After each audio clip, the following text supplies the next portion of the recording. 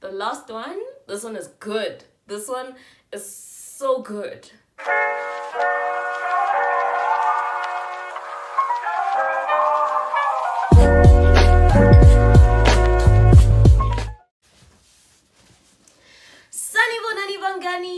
Welcome back to my channel. If you are a returning subscriber, welcome back. So glad you finally made it home. I hope you watch the rest of this video. This is getting kind of awkward. If it is your first time here, my name is Temla from Vubu, Dem the creative in the streets, and you are watching an episode of Wednesday Chats.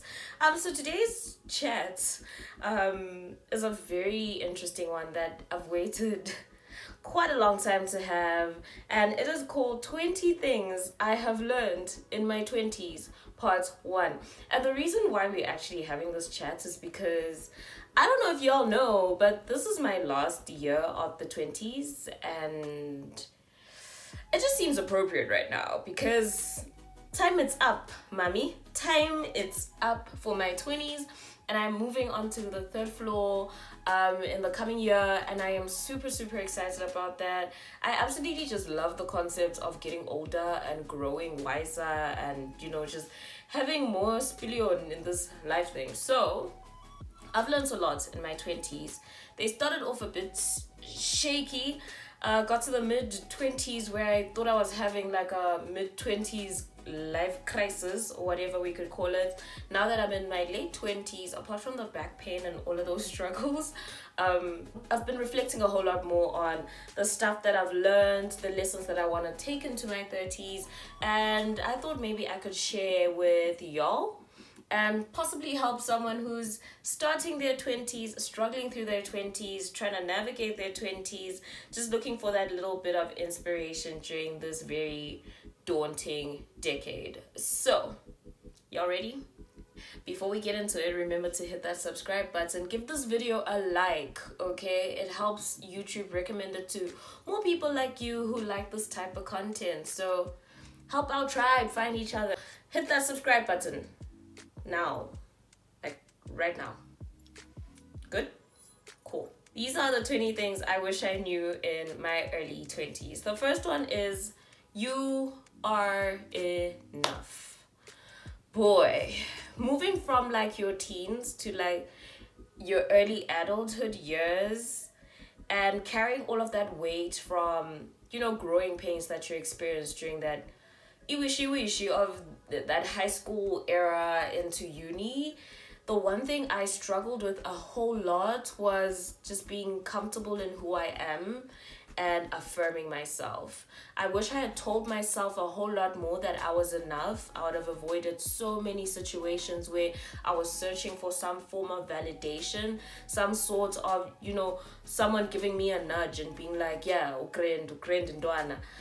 I wish I'd known that I was enough, complete, on my own, without needing to edify anything, without needing people to tell me, without needing relationships to define me, without needing friendships to confirm it for me. You are enough. And if you are watching this and this is something you are battling with in your 20s, listen, you, right now, popping. The second thing I wish I had known in my early 20s is that you haven't experienced your best days yet. You know, when life starts to happen like in the early 20s, and I don't know what it is about the early 20s that have you feeling like you need to have everything figured out now. You need to get things done now. There's just this pressure to have all your ducks in a row in your 20s, and when they aren't in a row, or when stuff hits the fan, or when you miss out on certain relationships and opportunities, you just feel like, oh my gosh, my life sucks right now. Is it ever gonna get better? Yeah. You haven't even scratched the surface of your best days yet. And I really wish I could go back to like my 22, 23-year-old me and just be like, and be like, girl, get it together. This is just like a pre-game. Do you understand what God has in store for you as you get older? Get it together. Get it together. So I definitely wish I had known that my best days were definitely not the ones behind me. They were still up ahead. Number 3, time literally heals everything, or at least helps you to adapt. So This is a common saying. I know we've all heard it so many times about how time heals everything. And you hear it a lot when you're going through anything, stuff that's very heartbreaking, any loss. You hear it even with grief, which I must say time doesn't exactly heal, but helps you adapt. Hence why I put it like that. So the thing with time is when the thing is still fresh, it hurts a lot.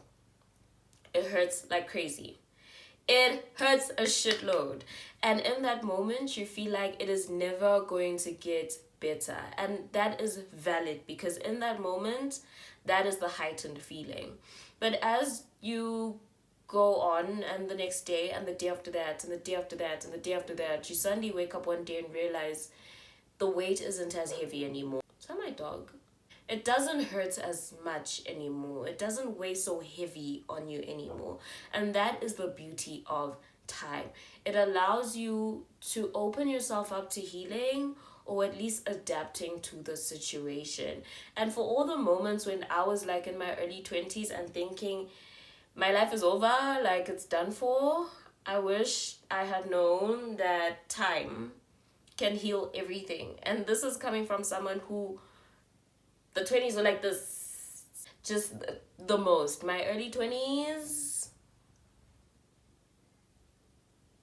the ghetto. Fourth thing, the fourth thing, this is something I'm actually still learning, but I think now that I'm in my late 20s, I am definitely very comfortable with acknowledging, and that it's mistakes are part of the process.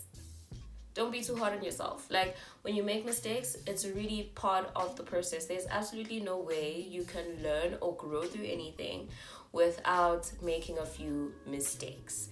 And if you think your life is supposed to be without mistakes,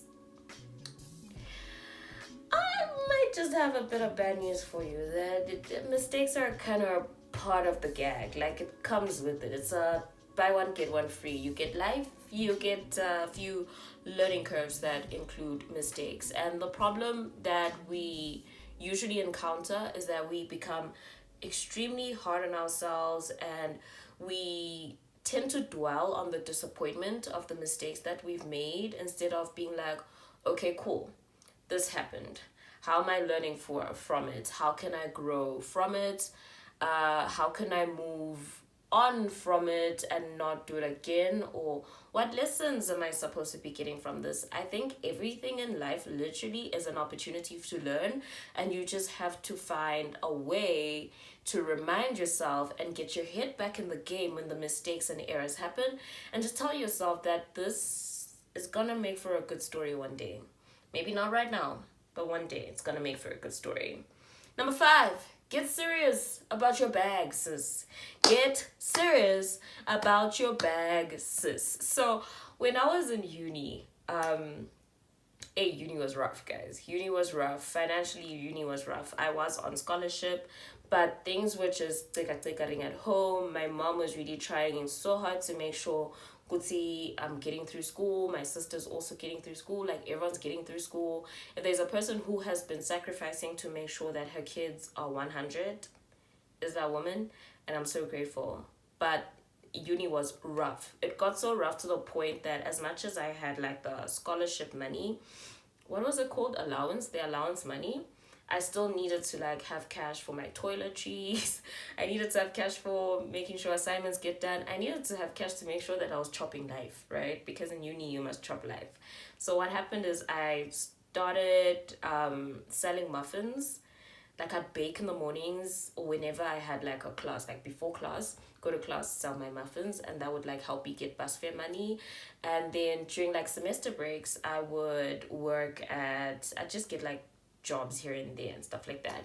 And as I started navigating the 20s more, moving out of uni, I realized how that period in uni where I really needed to get serious about my bag helped me to get super serious about my bag post uni when I was job hunting and opportunities were not coming.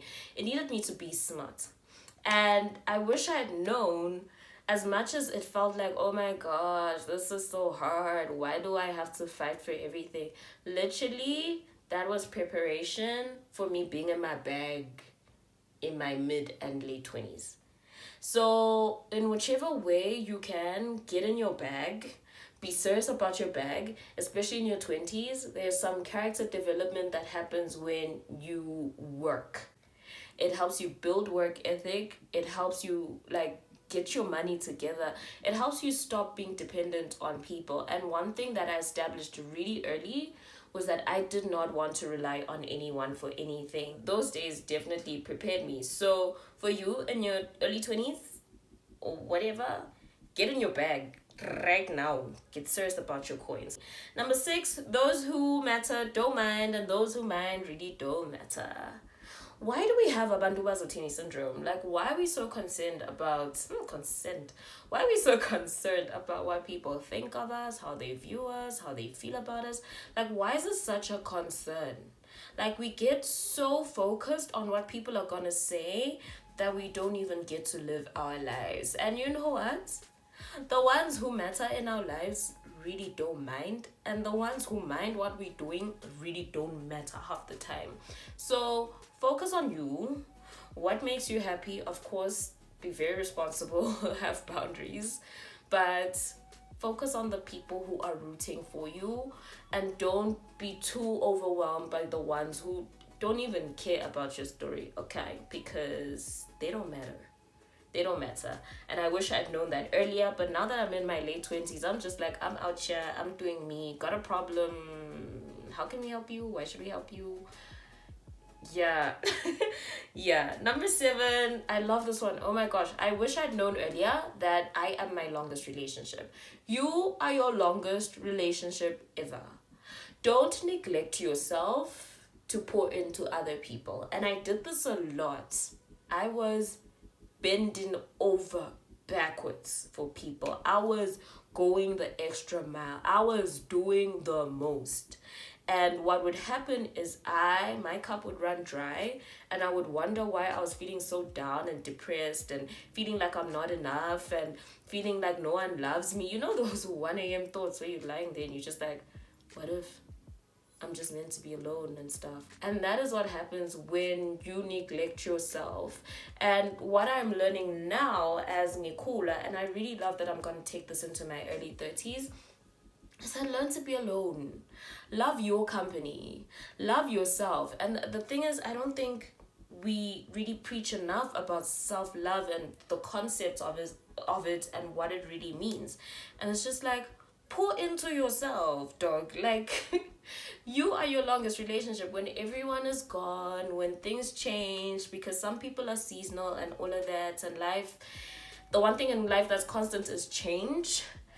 When all of that occurs, you're stuck with you. So if you're neglecting you, you're gonna have a problem, because the ironic part is you can only be better for other people when you are better for yourself. Quote me. Number 8, you are allowed to outgrow places, people, and things. Oh my god. Oh my god. The realization of this, when I finally realized this, I stopped being so judgmental on myself and feeling like I had to apologize for things that I'd outgrown. I think right before the pandemic, I had a period where I just quit Groove. Like, I was over it. Because I would be at the club. I'd be at Groove or wherever, and I'd be like, why am I here? And it took me so long to realize that I no longer resonated with those spaces. I don't know if I ever did, or most of it was just to fit in and all of that. But I outgrew certain things. I outgrew certain friendships, and I was wondering why being around this person makes me so anxious or agitated, or there's nothing left to talk about anymore. And once I realized that, you know what, ngiyakula, I'm growing, I'm becoming a different person. That means the things I like are not the same anymore. It's not like saying twalile or I think I'm better than. It's just this season of my life does not have room for that season and all its highs and lows and whatever. And it's really okay. And you are able to outgrow people, places, and things and still hold a place of love for them. You can outgrow places, people, and things in peace as long as you can acknowledge it, be honest about it, and be accepting of it. Number 9, learn to say no and be comfortable with it. No is such a beautiful word. And when I started learning it and saying it, it felt so liberating. We say yes to a lot of things that our soul is telling us, that's it. But we say yes because we want to be accommodating of other people. And that is a people-pleasing thing that leaves us feeling so depreciated, and now you're burnt out because you're juggling so much and trying to do this and trying to do that, and you're like, when do I rest and whatnot. And I think during my freelance days, when I was really like 100% freelancing, I was struggling with the word no, so I'd constantly be working. And I think my partner at the time said to me, yo, you do realize you can say no, right? Like, you can choose. And that was liberating for me. So definitely learn the word no early. Avoid being like me and only learning it ngale kwa 25. Learn it early and be liberated by it. It will save you so much time and energy and all these other things. And then the last thing, guys, because of course this is part 1. The last one, this one is good. This one is so good. This one is so good, I had to save it for last. The relationship you have with money affects how you make it.